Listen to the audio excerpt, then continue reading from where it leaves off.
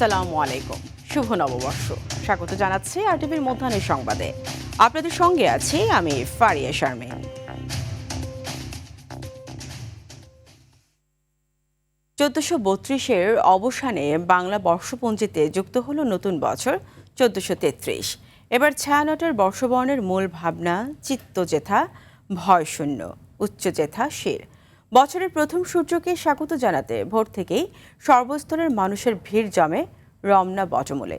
সম্প্রীতির বন্ধন অটুট রাখার মানবিক প্রত্যয়ে মুখর হয়ে ওঠে পুরো প্রাঙ্গণ। নববর্ষ বরণের খবর জানাচ্ছেন সাদিয়া কানিজ, ছবি তুলেছেন স্বপন দেওয়ান।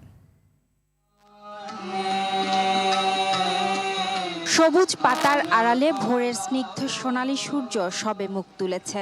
রমনার বটবৃক্ষের ছায়াতলে প্রভাতীর প্রথম আলো ছুঁয়ে সুরের মূর্ছনায় রমনা বটমূলে নতুন বছরকে স্বাগত জানালো ছায়ানট।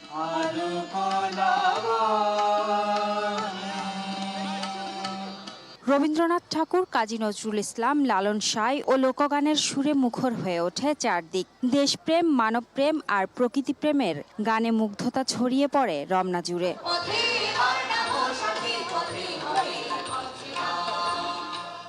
গান সার্বজনীন। এই আনন্দ উৎসবে সামিল সব শ্রেণী পেশার মানুষ গেয়ে ওঠেন সমবেত কণ্ঠে। গানের পরিবেশ আসলে সবাইকেই মুগ্ধ করে, তো আমাকেও মুগ্ধ করছে, যেহেতু প্রথমবার এসেছি আরো বেশি মুগ্ধ করছে। সবার পথ যখন মিলে যায় রমনা বটমূলে, বর্ষবরণের আয়োজন রূপ নেয় বর্ণাঢ্য মহোৎসবে। বাঙালি সংস্কৃতির সঙ্গে পরিচিতির জন্য বর্ষবরণ অনুষ্ঠানে হাজির নতুন প্রজন্মের কচিকাচারাও। সবার মতন করে চলতে পারে, মানে কোনো জাতি, ধর্ম, বর্ণ, গোত্র কোনো জাতিভেদ না থাকে।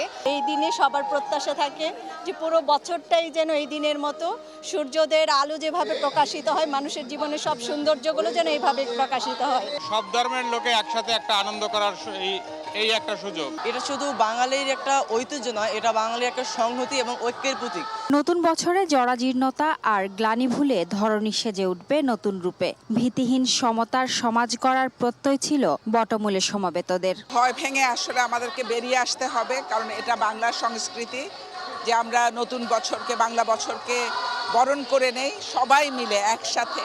চর্চার যে স্বাধীনতা, সেটা যেন আমরা এই স্বাধীন বাংলাদেশে সবসময় মানে একটা প্রত্যয় নিয়েই যেন করতে পারি। নতুন বছরে বাংলাদেশ সহ গোটা বিশ্বে সব ধরনের যুদ্ধ আর সহিংসতা থেমে যাক, জাগ্রত হোক সবার মূল্যবোধ, এমন বার্তায় দিলেন ছায়ানটের গুণীজনরা। কোনো বাধা আমাদেরকে যেন কোনোভাবে প্রতিহত না করে, সেই প্রত্যয়টা আজকের বছরের প্রথম দিনে সেই শপথ নিয়ে চলা শুরু করলাম। এই যে সংস্কৃতি যাত্রাপথ নির্বিঘ্ন হবে, আমরা নির্ভয়ে গান গাইতে পারবো।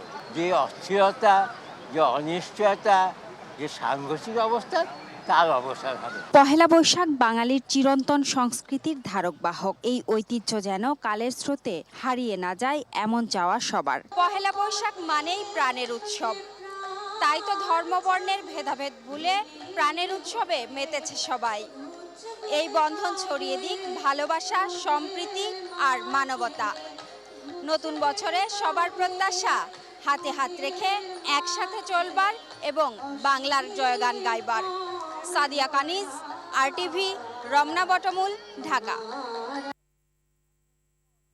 বাংলা নববর্ষকে বরণ করে নিতে ঢাকা বিশ্ববিদ্যালয়ের চারুকলায় মানুষের ঢল নেমেছে। ভোরের প্রথম আলো ফুটতেই হাজারো মানুষ পরিবার, পরিজন ও বন্ধুদের সঙ্গে নিয়ে এখানে জড়ো হয় নতুন বছরকে স্বাগত জানাতে। এদিন চারুকলা অনুষদ থেকে শুরু হয় বৈশাখী শোভাযাত্রা।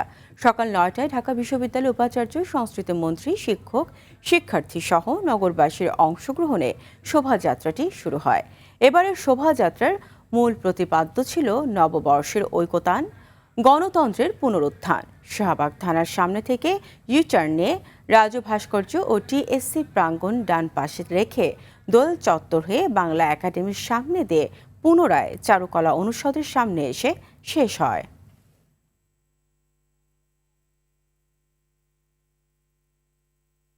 একবারে ভোর দুপুরবেলা এসেছি কারণ মঙ্গল শোভাযাত্রা দেখার জন্য এবং পরিবারের সাথে আরো উপভোগ করার জন্য নতুন বছরটাকে। আজকে অনেক ভালো লাগছে, বাবা মার সাথে বোনের সাথে আসলাম, আবার ভাইও আসছে। বাংলাদেশের প্রথম দিন বাবা মার সাথে এসেছি, খুব ভালো লাগছে। জি ভালো লাগছে, খুব পরিবেশটা খুব ভালো, মানে সবকিছু নিরাপত্তা ব্যবস্থাও খুব ভালো। এ বিষয়ে আরো জানাতে ঢাকা বিশ্ববিদ্যালয়ের চারুকলা অনুষদ থেকে আরো যুক্ত হচ্ছেন শাকিলা করিম। শাকিলা, আপনাকে নববর্ষের শুভেচ্ছা। বর্ষবরণে মানুষের মধ্যে উচ্ছ্বাস কেমন দেখছেন? ধন্যবাদ ফারিয়া, আপনাকেও নববর্ষের শুভেচ্ছা। পহেলা বৈশাখ, বাংলা 1433 বঙ্গাব্দ, এবং আজ বছরের প্রথম দিনটিকে রাঙিয়ে নিতে কিন্তু কোনো অংশে কার্পণ্য করেনি পুরো বাঙালি জাতি। আপনি যেমনটি বলছিলেন সংবাদে যে চারুকলা অনুষদ প্রাঙ্গণ আসলেই লোকে লোকারণ্য, মুখর সকল শ্রেণীর মানুষের পদচারণায়, ছোট থেকে বুড়ো আসলে কেউ বাদ নেই। সবাই এসেছেন এই প্রাণের এই আনন্দকে, এই উৎসবকে একসাথে উদযাপন করতে।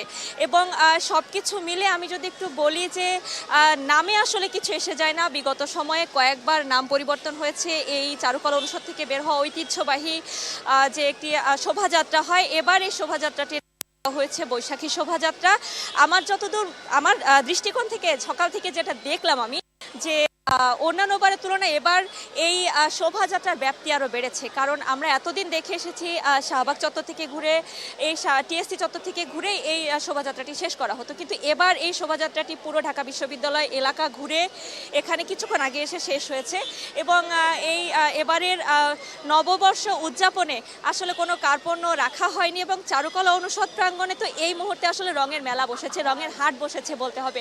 তা আমি একটু একজনের কাছে জানতে চাইবো কেমন লাগছে এবারের আয়োজন, কেমন দেখছেন, কেমন উদযাপন করছেন এবারের বাংলা নববর্ষ? ভালো লাগছে, গত অনেক বছর পরে বের হলাম এবার, তো সেই তুলনায় আমার কাছে তো খুবই ভালো লাগছে। আমরা কলিগরা একসঙ্গে বের হয়েছি, তো ভালো লাগছে সব মিলে। আমরা সববারের তুলনায় আমার কাছে একটু স্পেশালি লাগছে, যেহেতু অনেকদিন পরে বের হলাম। আপনাকে যেমনটি শুনছিলেন যে পরিবার বন্ধু সবাইকে নিয়ে এই একটি দিন সবাইকে নিয়ে উদযাপন করার জন্য কিন্তু বেছে নেয় পুরো বাঙালি জাতি। কারণ বাঙালির আসলে উৎসবের জন্য কোনো উপলক্ষ লাগে না, ছোটোখাটো উপলক্ষগুলোই কিন্তু আসলে অনেক বড় করে উদযাপন করতে আমরা বাঙালিরা অভ্যস্ত। কারণ আমরা আসলে মন খুলে, আত্মা খুলে, প্রাণ খুলে, খুশি হয়ে এই পহেলা বৈশাখের এই দিনটিকে উদযাপন করি। আসলে কোনো কার্পণ্য রাখা হয় না। ভালোবাসায় এবং মমতায় যে বাঙালি বাঁচে, সেই একটি বড় উদাহরণ কিন্তু পহেলা বৈশাখের এই আয়োজন। ফারিয়া। শাকিল, আপনাকে অসংখ্য ধন্যবাদ। নানা রঙে ঢঙে নেচে গিয়ে নতুন বাংলা বছরকে বরণ করছে দেশের মানুষ। বরিশালে সকাল 7টায় প্রভাতী ও সকাল 8:30টায় বৈশাখী শোভাযাত্রার মাধ্যমে নববর্ষকে বরণ করে নেয় মানুষ। চট্টগ্রামে 6 বছর পর স্বরূপে ফিরছে বর্ষবরণের আনন্দ। নগরীর সরিষাতলা, শিল্পকলা একাডেমি, পতেঙ্গা সৈকত সহ বিভিন্ন জায়গায় চলছে বর্ষবরণের উৎসব। বর্ণিল আয়োজনে বাংলা নববর্ষ উদযাপিত হচ্ছে খুলনায়। নতুন বছরে একটি অসাম্প্রদায়িক দেশ ও যুদ্ধহীন বিশ্বের প্রত্যাশার কথা জানান সাধারণ মানুষ।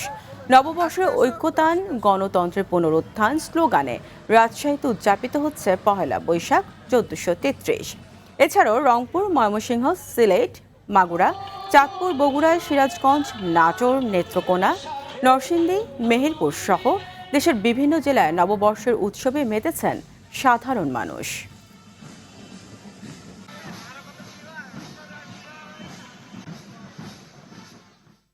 বর্ষবরণের আরও খবর জানাতে রাজশাহী থেকে যুক্ত হচ্ছেন সহকর্মী মোস্তাফিজ রকি।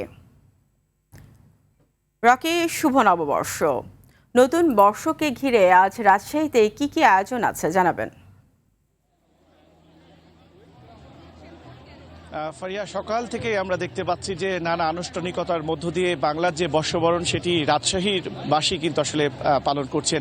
যদিও আমি এই মুহূর্তে রয়েছি রাজশাহী কলেজে। এই রাজশাহী কলেজে আপনি জানেন যে সকাল থেকে কিন্তু রাজশাহী কলেজে যারা শিক্ষার্থী রয়েছেন, নগরবাসী রয়েছেন, তারা এই বাংলার যে বর্ষবরণটিকে সেটিকে তারা বরণ করে নিচ্ছেন এবং শোভাযাত্রা বের করেছেন। যদিও এখন এই রাজশাহী কলেজ প্রাঙ্গণে 2টি মেলা অনুষ্ঠিত হচ্ছে, একটি হচ্ছে বৈশাখী মেলা, একটি বই মেলা। এবং এই বৈশাখী মেলাতে আমরা দেখতে পাচ্ছি যে প্রায় শিক্ষার্থীদের আয়োজনেই কিন্তু মূলত এইখানে একটি মেলা অনুষ্ঠিত হচ্ছে এবং আমরা এখানে 25টি মতো স্টল দেখতে পেরেছি এবং এই 25টি স্টলে কিন্তু বাঙালি এবং বাংলার যে ঐতিহ্য সেখানে আসলে ফুটিয়ে তোলা হয়েছে। এবং আপনি জানেন যে একটি প্রবাদ আছে যে বাঙালির 12 মাসে আসলে 13 পার্বণ। এই অসংখ্য উৎসবের মধ্যেই বাঙালির যে সার্বজনীন যে উৎসবটি বলা হয়ে থাকে পহেলা বৈশাখ, সে পয়লা বৈশাখকে ঘিরে কিন্তু যে যার মতন ভাবে যেভাবে পাচ্ছে আসলে সেই উৎসবটিকে আসলে পালন করছেন।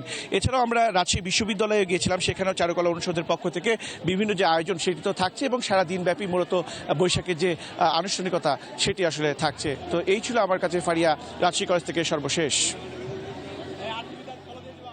আপনাকে ধন্যবাদ। কৃষক কার্ড বিতরণ কর্মসূচির উদ্বোধন অনুষ্ঠানে টাঙ্গাইলের শহীদপুর মারুফ স্টেডিয়ামে যোগ দিয়েছেন প্রধানমন্ত্রী তারেক রহমান। কিছুক্ষণের মধ্যেই কর্মসূচির উদ্বোধন করবেন তিনি। সেখানে 15 জন কৃষকের হাতে প্রতীকী কার্ড তুলে দেবেন প্রধানমন্ত্রী। পরে জেলার পৌর উদ্যানে কৃষি মেলার উদ্বোধন করবেন সরকার প্রধান। এরপর টাঙ্গাইল সার্কিট হাউসে যাওয়ার কথা রয়েছে তার। সর্বশেষ মাওলানা আব্দুল হামিদ খান ভাসানীর কবর জিয়ারত করবেন প্রধানমন্ত্রী।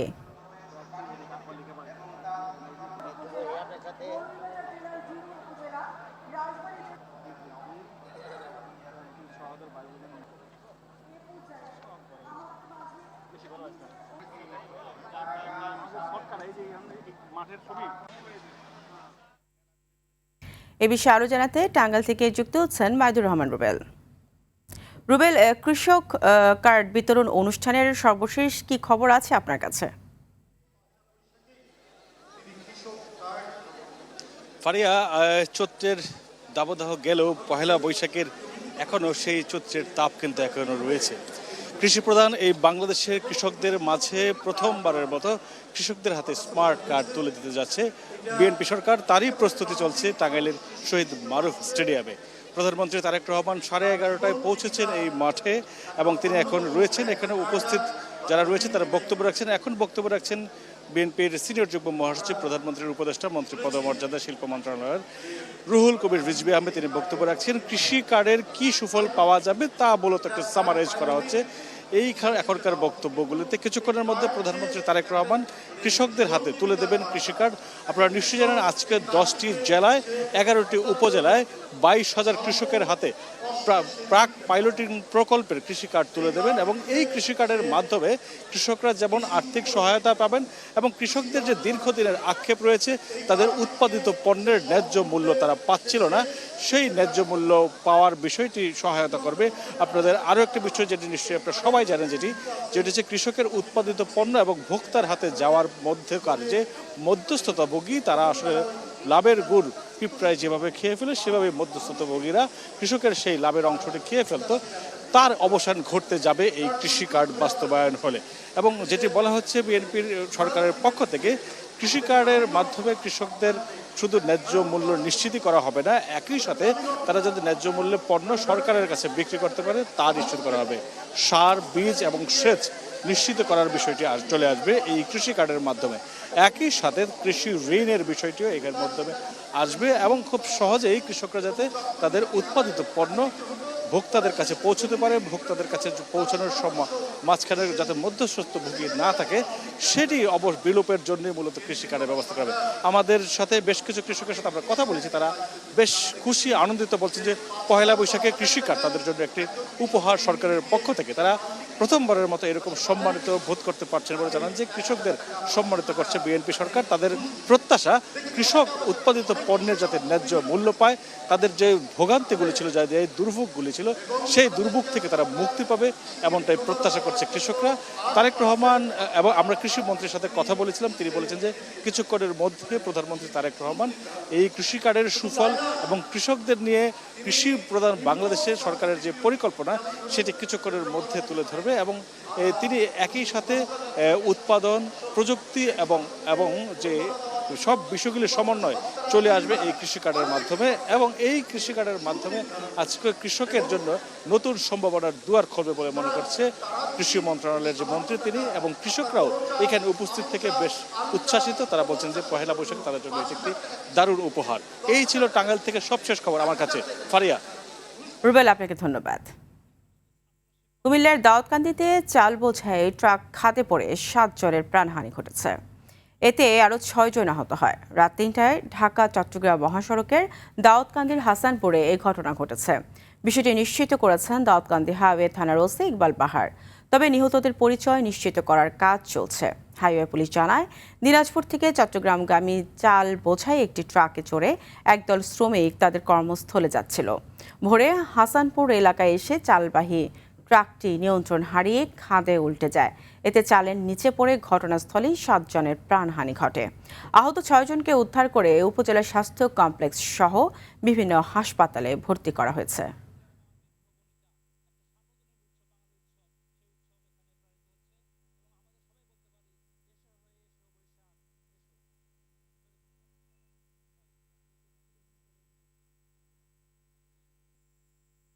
মধ্যাহ্নের সংবাদ এই পর্যন্তই। দুপুরের সংবাদ 2:45 দেখার আমন্ত্রণ রইল। ধন্যবাদ সবাইকে।